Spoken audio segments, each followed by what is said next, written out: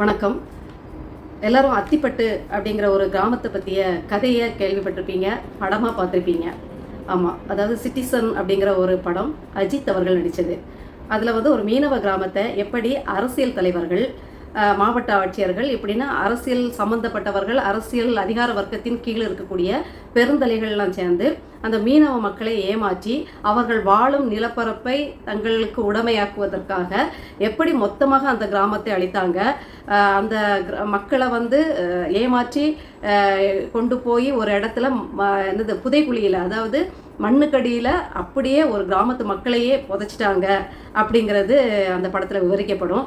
ஒரு வரைபடத்தில், அதாவது அந்த கதை என்ன சொல்ல வரோன்னா, ஒரு அரசியல் தலைவர்கள் தன்னுடைய பேராசையின் விளைவாக ஒரு இந்திய வரைபடத்திலேருந்து ஒரு கிராமத்தையே எப்படி எடுத்துடுறாங்க அப்படிங்கிற மாதிரி வளர்க்குற படம். அதுலேருந்து ஒரு ஹீரோ அஜித்துடைய மகன் மட்டும் தப்பிச்சு வந்து அதை அப்படி கண்டுபிடிச்சி அவர் பதிலுக்கு என்ன பண்ணுறாரு, எப்படி அதை உணர்த்துறாரு அப்படிங்கிறத அதை எப்படி உலகத்துக்கு வெளிச்சம் போட்டு காட்டுறாரு அப்படிங்கிற மாதிரி அந்த படம் முடியும்.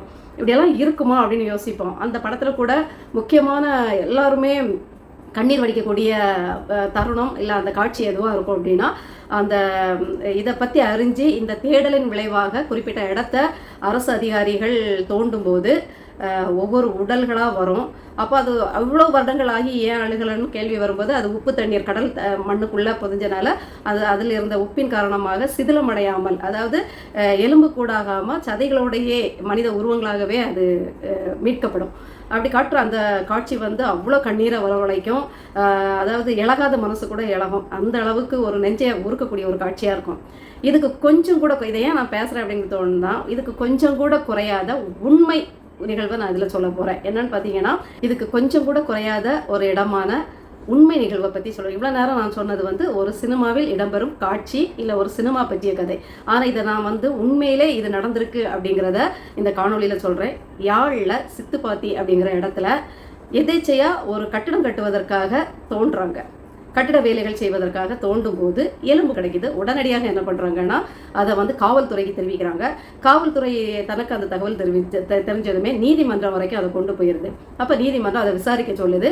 அதை தோண்டுங்க அப்படின்னு வேகமாக இதை நீங்கள் வந்து கண்டிப்பாக விசாரிச்சே ஆகணும். இதில் வந்து ஏதோ ஒரு பெரிய ஒரு நெஞ்ச உருக்கக்கூடிய ஒரு நிகழ்வு நடந்திருக்க வாய்ப்பு இருக்குது.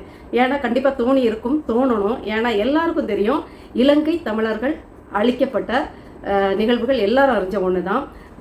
இலங்கையின் பூர்வ குடிகளான தமிழ் குடிகளை எப்படி இலங்கை இராணுவம் அழித்தொழித்தது, அதற்கு இந்திய மற்றும் தமிழக அரசு என்னெல்லாம் சித்து விளையாட்டுகள் விளையாடியது அப்படிங்கிறது நாம் தெரிஞ்ச வரலாறு தான். அதனால் தோண்ட சொல்கிறாங்க. வேகம் எடுக்குது. இப்போ வேகமாக அந்த வேலைகளை ஆரம்பிக்க சொல்கிறாங்க. தொல்லியல் நிபுணர்கள், அகழ்வாராய்ச்சியாளர்கள், தடவியல் நிபுணர்களை எல்லாம் வரவழைக்கிறாங்க. அந்த ஏரியாவை பாதுகாப்பு மண்டலமாக அறிவிக்கப்பட்டு வேலைகளை முடுக்கிவிட சொல்லுது. இதில் குறிப்பிட்டு சொல்லணும்னா, நீதிமன்றமே இந்த விசாரணையை முடுக்கிவிட்டு 45 நாள் நாங்கள் தேவையான அளவு இன்னும் அதிகமாக தரோம், இந்த 45 நாட்களை பயன்படுத்தி இதில் முழு மூச்சாக இறங்கி இது என்னன்னு கண்டுபிடிங்க, இதில் வந்து இந்த ஆராய்ச்சியை நீங்கள் இன்னும் நிறைய தோண்டி இதில் உள்ள உண்மைத்தன்மையை கண்டிப்பாக வெளி உலகுக்கு காட்டியே ஆகணும் அப்படின்னு சொல்லவே அந்த வேலைகள் மும்முரமாக நடந்திருக்கு. பார்த்தீங்கன்னா திருப்பி தோண்டும் போது ஒரு 6 எலும்புக்கூடுகள் கிடைக்கின்றன. திருப்பி வேகமாக தோன்றுறாங்க. அந்த பணிகள் நடந்துக்கிட்டே இருக்கும்போது திருப்பி ஒரு 9 எலும்புக்கூடுகள் கிடைக்கிது. இப்படியாக கிடச்சி கிட்டத்தட்ட 16 எலும்புக்கூடுகள் கிடைக்குது. யாராக இருக்கும்னு நினைக்கிறீங்க? யாராக இருக்கும்? கண்டிப்பாக ஒரு கொலையாளி, ஒரு என்ன சொல்கிறது, ஒரு சைக்கோ த்ரில்லர் கதைகளில் வரக்கூடிய கொலையாளி, செயின் மர்டரர் அப்படிம்பாங்க இல்லையா, அதாவது தொடர்ந்து சங்கிலி போல் கொலைகளை செய்யக்கூடிய சைக்கோத்தனம் மனோபாவம் கொண்ட சைக்கோ அப்படியாக இருந்தால் கூட ஒரே இடத்துல இத்தனை கொலைகளை செய்து புதைச்சிட்டு தப்பிச்சிருக்க முடியாது, தெரியாமல் இருந்திருக்காது. கண்டிப்பாக நீங்கள் நினைக்கிற மாதிரி தான் நம்முடைய இனமான நம்முடைய தமிழினம் தான்.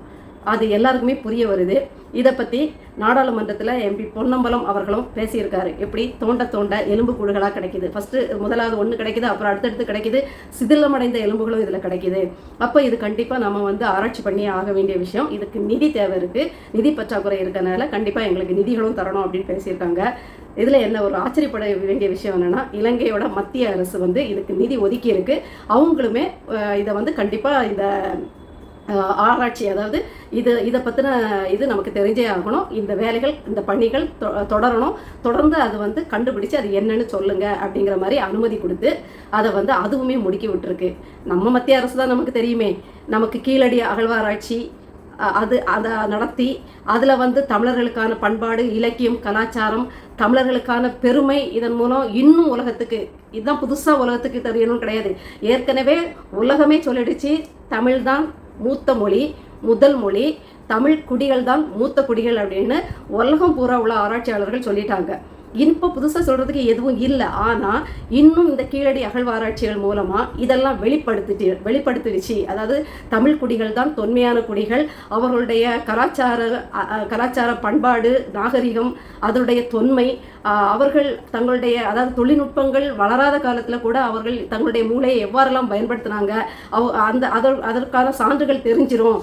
இன்னும் தமிழரின் புகழ் பரவிடும், இன்னும் தமிழன் தான் மூத்த குடி என்பதற்கு வலு சேர்ந்து விடும் அப்படின்னு தெரிஞ்ச உடனே நம்ம ஒன்றிய அரசு என்ன பண்ணிச்சு தெரியுமா? நிதியை நிறுத்திடுச்சு.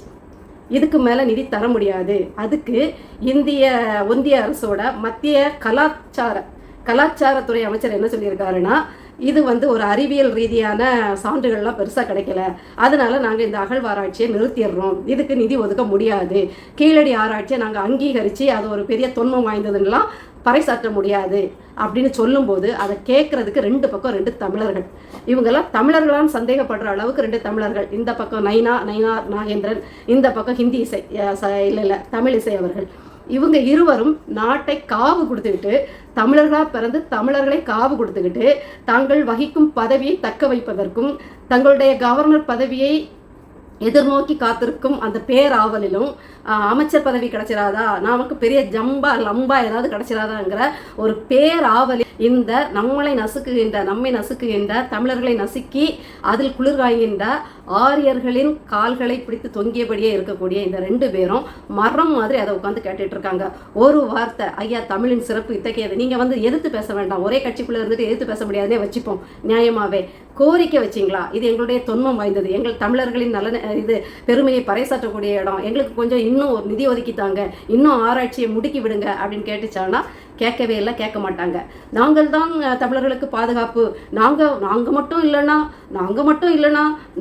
இல்லைன்னா பாசக உள்ளே வந்துடும், பாஜக பூச்சாண்டி உங்களை பிடிச்சி அமைக்கிறோம், பூதம் உங்களை விழுங்கிறோம் அப்படின்னு மார்த்தட்டி கொண்டு என்னவோ தமிழக எல்லைகள்லாம் திமுக காரங்க வரிசையாக மனித சங்கிலி மாதிரி கையை பிடிச்சிக்கிட்டு பாஜகவை உள்ளே வரவிடாமல் தடுத்த மாதிரி பூச்சாண்டி காட்டுகின்ற திமுக ஒரு வார்த்தை இதை பற்றி பேசலை.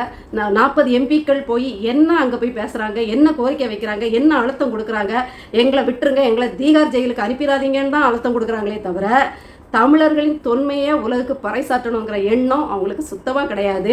அப்பாடா ஒன்றிய அரசாவது நமக்கு நிதி தராமல் விட்டுச்சு, இவங்க பேரில் தலையில் நம்ம பழியை போட்டுட்டு தப்பிச்சான்டா, தமிழன் ஒளிஞ்சான், அவனுக்கு புகழாவது பெருமையாவது அப்படின்னு திட்டம் தீட்டி குளிர் காஞ்சிக்கிட்டு இருக்கு அதில். ஆனால் இதே இலங்கையில் இப்போ ஒரு அரசியல் மாற்றம் வந்திருப்பதுனாலே என்னவோ தெரியலை, தமிழர்கள் இங்கே புதைக்கப்பட்டிருக்காங்க அப்படின்னு அவங்களுக்கு புரியுது. தமிழர்கள் இங்கே அவங்க என்ன அரசு தரப்பில் என்ன சொல்கிறாங்க, இலங்கை அரசு தரப்பில் என்ன சொல்கிறாங்கன்னா, இது அந்த இறுதி யுத்தத்தின் போதோ இல்லை இலங்கைக்கும் இந்த தமிழர்களுக்குமான யுத்தத்தின் போது இந்த கொடுமைகள் அரங்கேறும்போது ரகசிய புதைக்குழியாக அரசு இதை வச்சிருக்கலாம். அதனால தான் ஒட்டுமொத்தமாக இதில் எலும்புகள் இவ்வளோ கிடக்குது. இது மாதிரி நிறைய ரகசிய புதைக்குழிகள் இருக்குது. என்ன சொல்கிறாங்கன்னா, இது முதலாவது ரகசிய புதைக்குழி கிடையாது, இதுதான் இப்போ புதுசாக கண்டுபிடிக்கப்பட்ட புதைக்குழி கிடையாது. இலங்கையின் வரைபடத்தில் பார்த்தீங்கன்னா தமிழர்கள் எங்கெல்லாம் வாழ்ந்திருந்தாங்களோ அங்கே எல்லாம் சுற்றி தோண்டி பார்த்தா அத்தனை இடங்களிலும் புதைக்குழிகள், கிட்டத்தட்ட 9 புதைக்குழிகள் இது மாதிரி கண்டுபிடிச்சிருக்காங்க. எங்கெல்லாம் பார்த்தீங்கன்னா முல்லைத்தீவு, கிளிநொச்சி, ஜாஃப்னா, மன்னார். இதில் ஜாஃப்னா, மன்னார் இதிலெல்லாம் பல இடங்களில் புதைக்குழிகளில் மனித எலும்புகள் கூடுகளை கண்டுபிடிச்சிருக்காங்க. பார்த்தீங்களா தமிழர்களோட நிலைமை? உலகமே தொன்மையான மொழியில் பேசுது, உலகமே மூத்த குடி தமிழர்னு சொல்லுது, இலங்கையும் தமிழர்களின் இன்னொரு தாய் நாடுன்னு கருதுது. ஆனால் அந்த மூத்த குடிகள் இன்றைக்கு சினிமாவில் காட்டப்பட்டதை விட அகோரமாக புதைக்கப்பட்டுள்ளனர். எத்தனையோ உறவினர்கள் யுத்த காலத்தில் தப்பி ஓடுனவங்க, கொஞ்சம் உயிரை மாய்ச்சவங்க 1.5 லட்சத்துக்கும் மேலே, இறுதி யுத்தத்தில் தான் 1.5 லட்சத்துக்கு மேலே, ரொம்ப வருடங்களாக வெகு காலங்களாக இந்த சண்டைகள் நடந்துட்டு இருக்கு. அப்போதுலேருந்தே இந்த ரகசிய புதைக்குழிகள் உயிரோட புதைக்கிறது இந்த வழக்கங்கள் எல்லாம் இருந்துகிட்டு இருக்கு. அது எண்ணிக்கையில் அடங்காது. அதுபோக தப்பிச்சு பழைச்சவங்க கூட மிகுந்த மன வலியில் மிகுந்த மன உளைச்சலில் இருக்காங்க. என்ன தெரியுமா, போர்க்காலத்தில் எங்கள் அப்பா காணாமல் போயிட்டாங்க, எங்கள் அம்மா காணாமல் போயிட்டாங்க, என்னோட தம்பி காணாமல் போயிட்டாங்க, இல்லை என் அக்கா காணாமல் போயிட்டாங்க, என் பிஞ்சு குழந்தை 7 வயசு குழந்தை காணாமல் போச்சு. இப்போ கூட நீங்கள் சமீபத்தில் மே 18 அந்த இரங்கல் நிகழ்வு இலங்கையில் நடக்கும்போது, அதாவது தமிழர்கள் தங்களுடைய துக்கத்தை அனுசரிக்க வந்த டைம்ல கூட நிறைய இடங்கள்ல இறந்து போனாங்களா இருக்காங்களா இல்லையான்னு நிறைய பேருக்கு தெரியல. தன்னுடைய மகன் இல்லை, அவர் உயிரோடு இருக்காரா, காணாம போயிட்டாரா, தப்பிச்சிட்டாரான்னு தெரியாமலே ஒரு மரத்தை நட்டு அதுல தன்னுடைய குழந்தைக்கு என்ன பிடிக்குமோ அதை படைச்சி அழுது அரைச்சியதை நம்ம பார்க்க முடிஞ்சுது. நம்மளால் அதை பார்க்க முடியல. தாய்மார்கள் அப்படி மனமலையா கண்ணீராக வடிச்சிட்டு இருக்காங்க. பாதி பேருக்கு மிஸ்ஸிங், காணலை, என்ன ஆனாங்க தெரியாது, இருக்காங்களா, ஒரு பக்கத்தில் எங்கேயாவது உயிரோடு இருந்துட மாட்டாங்களான்னு ஒரு நப்பாசை, இன்னொரு பக்கத்தில் கண்டிப்பாக யுத்தத்தில் செத்து தான் போயிருக்கணும் போல அப்படின்ட்டு அந்த இரங்கல் கூட்டத்தை அனுசரிக்கிறது அப்படின்ட்டு எவ்வளோ ஒரு சோகமான விஷயம், எவ்வளோ ஒரு ரணமான விஷயம் தெரியுமா?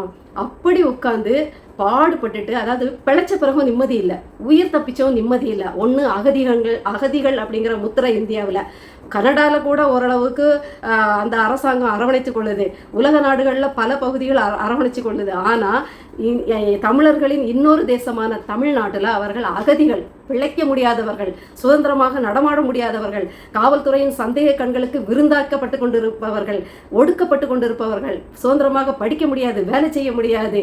போதாத குறைக்கு காணாமல் போன தன்னுடைய சொந்த பந்தங்களை நினச்சி இறுதி வரைக்கும் என்ன ஆச்சோன்னு ஒரு பைத்தியக்காரத்தனமான ஒரு ஒவ்வொரு நாளிகையையும் மன உளைச்சல்லே கழிக்க வேண்டிய ஒரு சூழ்நிலை, கொடும் சூழ்நிலை. இப்போது பார்த்தீங்கன்னா அரசாங்கமே இதை சொல்லுது, இது கண்டிப்பாக இன அழிப்பில் உள்ள புதைக்குழி தான் அப்படிங்கிறத சொல்லுது. கிட்டத்தட்ட 9 இடங்களில் இப்போ வரைக்கும் இது 1900ங்கள்லேயே இதை தோண்டிகிட்டு இருக்காங்க. அதாவது ஆரம்ப காலகட்டத்திலேயே தோண்டி ஒவ்வொரு இடத்துலையும் இப்படி எலும்பு கூடுகள் கண்டுபிடிச்சிட்டே இருக்காங்க. இப்போ வரைக்கும் பார்த்தீங்கன்னா எலும்பு கூடுகள் கிடச்சிட்டு இருக்குன்னா, எனக்கு தெரிஞ்சு எங்கே தோண்டினாலும் எலும்பு கூடுகள் கிடைக்கும் போல. அப்போது எவ்வளோ கொடுமையான விஷயங்கள் பாருங்களேன். தன்னுடைய மக்களை இழந்து இறந்து போயிட்டாங்களா உயிரோடு இருக்காங்களான்னு கூட தெரியாத வண்ணம் ஒரு வாழ்க்கை வாழணும், நடைபெணம் அப்படின்னு சொல்லுவாங்க இல்லையா? இன்னைக்கு இலங்கையிலிருந்து தப்பிச்ச தமிழர்கள் வாழ்வது வாழ்க்கை இல்லை, அவர்கள் நடைபெணமாக வாழ்ந்துட்டு இருக்காங்க அப்படின்னு தான் சொன்னோம். என்கிட்ட ஏற்கனவே என்னுடைய காணொலியில் ஒரு 3 காணொலி இலங்கை தமிழர்களை பற்றி போடும்போது ஒரு 3வது காணொலி இருக்கும்னு நினைக்கிறேன். நீங்கள் இதை பற்றி பேசி உங்களுடைய நேரத்தை வீணடிக்கிறீங்க. அவங்க சொல்ல வந்ததுன்னா நீங்கள் வெறும் வாய் பேச்சு தான், உங்களாலெல்லாம் எதுவும் செய்ய முடியலை, வேணாம் உங்களால் முடிஞ்சால் அந்த இலங்கை அகதிகளுக்கு போய் ஏதாவது செய்யுங்க அப்படிங்கிற மாதிரி பதிவு. அது உண்மையிலே அந்த பதிவு என்னை ரொம்ப காயப்படுத்துச்சு. ஏன்னா நான் என் நிலைமைக்கு, என்னுடைய நிலைமைக்கு என்னால் என்ன முடியுமோ அதை நான் செய்யக்கூடிய ஆள். என்னுடைய குடும்பத்தை சார்ந்த, அதாவது எனக்கு கணவனாரும் முதியோர் இல்லங்கள், ஏழை குழந்தைகளை படிக்க வைக்கிறது, இந்த மாதிரி காரியங்களை தான் செஞ்சிட்ருக்காரு. அதனால் எங்களுக்கு பிறருக்கு உதவுறதுங்கிறது யாரும் சொல்லி தெரிய வேண்டியதில்லை. தனிப்பட்ட முறையில், அதாவது என்னுடைய கணவரை சார்ந்து இல்லாமல் என்னுடைய தனிப்பட்ட முறையிலேயே நான் என்னால் முடிந்ததுன்னா வேலை பார்க்கலை, எனக்குன்னு தனி சம்பாத்தியம் கிடையாது, நான் ஒரு ஹவுஸ் ஒய்ஃப், அதாவது வீட்டை நிர்வகிக்கக்கூடிய ஒரு ஆள் தான். நாம் தமிழர் கட்சியில் பயணிக்கிறேன். அப்படி இருந்தும் எனக்கு என் சக்திக்கு என்ன செய்ய முடியுமோ அதை நான் செஞ்சுட்டு தான் இருக்கேன். நீங்கள் நினைக்கிற அளவுக்கு செய்கிறதுக்கு என்கிட்ட இல்லை. கண்டிப்பாக எனக்கு அப்படி ஒரு நேரம், அப்படி ஒரு நீங்கள் சொல்கிற மாதிரி இலங்கை அகதி மக்களுக்கு, நம்முடைய சொந்த பந்தங்களுக்கு செய்யக்கூடிய அளவுக்கு எனக்கு திராணி வரும்போது நான் கண்டிப்பாக செய்வேன். அது ஆனால் உங்களுக்கு தெரியாது, தெரிஞ்சு செய்கிறதுக்கு தெரிய போல அதை பறைசாற்ற போகிறதும் கிடையாது. ஆனால் நான் செய்வேன். எனக்கு அந்த பதிவு கொஞ்சம் காயமாக இருந்தனால அதை நான் இதில் வெளிப்படுத்திக்கிறேன்.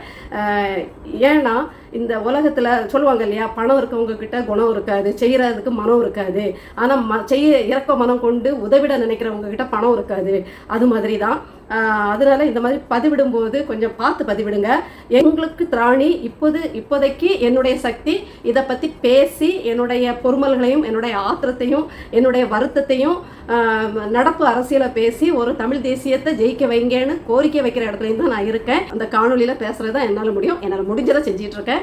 நீங்கள் நினைக்கிற மாதிரி செய்கிறதுக்கு அதுக்கு எனக்கு ஒரு நேரம் வரணும், காலம் வரணும், எதுவுமே கைக்கூடி வந்தால் தான் என்னால் செய்ய முடியும். இப்படியா பார்த்தீங்கன்னா எங்கே பார்த்தாலும் மனித கூடுகளாக இருக்குது. இதில் செம்மணி அப்படிங்கிற இடத்துல தோண்டும் போது மட்டும் முன்னாடி ரொம்ப வருடங்களுக்கு முன்னாடி தோண்டும் போது கிட்டத்தட்ட 300லேருந்து 400 மனிதர்கள் அங்கே புதைச்சிருக்காங்க அப்படின்ட்டு வெளியில் தெரிய ஆரம்பிச்சுது.